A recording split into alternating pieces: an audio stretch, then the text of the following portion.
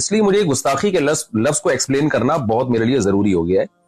وجہ اس کی ہے کہ جو مخصوص طبقے کے کچھ لوگ ہیں جو ان کے لیڈر بہت زیادہ شدت پسندی پھیلا رہے ہیں اور اپنی عوام کو, جو عام لوگ ہیں نا, ان کو بہت زیادہ اکسا رہے ہیں میرے قتل پہ. کھلی ویڈیو میں جب اتنا اکسا رہے ہیں, آپ یہ ویڈیو کلپ دیکھ سکتے ہیں. اور کراچی کا ایک مولوی نہیں اور طارق مجہول مردود, ایک بندہ بھی غیرت مند نہیں بیٹھا جڑا اٹھ کے انہاں سر لاوے.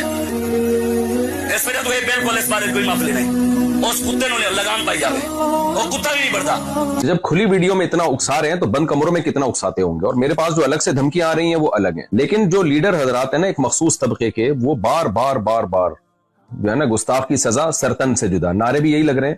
سر سید تھانے کے باہر جو ہمارا قریبی محلہ ہے, اس میں جو تھانہ ہے اس کے باہر بھی یہ نعرے لگائے گئے ہیں ایک کراؤڈ کی شکل میں کہ گستاخ کی سزا سرتن سے جدا.